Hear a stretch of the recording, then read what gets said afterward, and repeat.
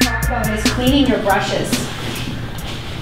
And I really like this product that you can buy at the drugstore. It's called Murphy's Oil Soap.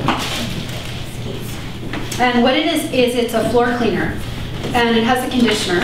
And it is wonderful for keeping brushes soft. So what I like to do for cleaning brushes is if I have a sink, I'll put a little bit of soap in the corner of the sink.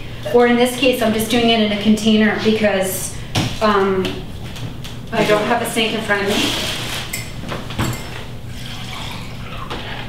So I'll take my brush, and what often is a good practice is if you have any paint left over is to wipe it off your brush so that it's going on a paper towel and not down the sink.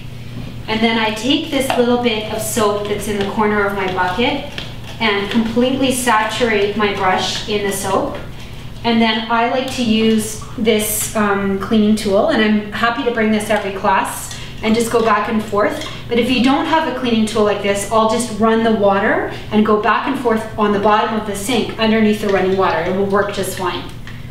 And then dry it off.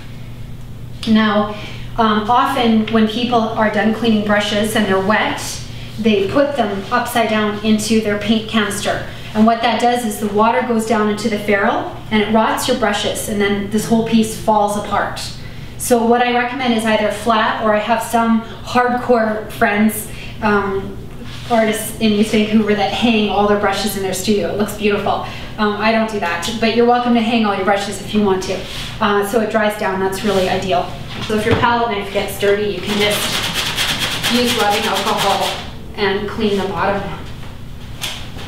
Acrylics do hold some toxicity. So this is the first thing you want to remember if you're painting at home, is just to have some ventilation and know that as acrylics dry, they do degas. The other thing to keep in mind is if you're painting with, say, cadmium orange, it's a heavy metal, it's cadmium, and it's still toxic. The only difference between this and an oil paint is the carrier. So with an oil paint, you have linseed oil, and then you'll have the cadmium pigment.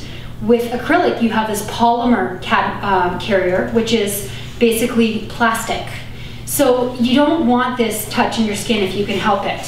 And you have a few options. And one is a barrier cream, which is like a cream that is like creates gloves on your hands so that your hands don't absorb them more readily. Something that I like to use that I found from another artist was just Burt's Bees scrub. If you don't mind wearing gloves, I just buy these at the drugstore and they protect your hands. So that's the spiel on health and safety.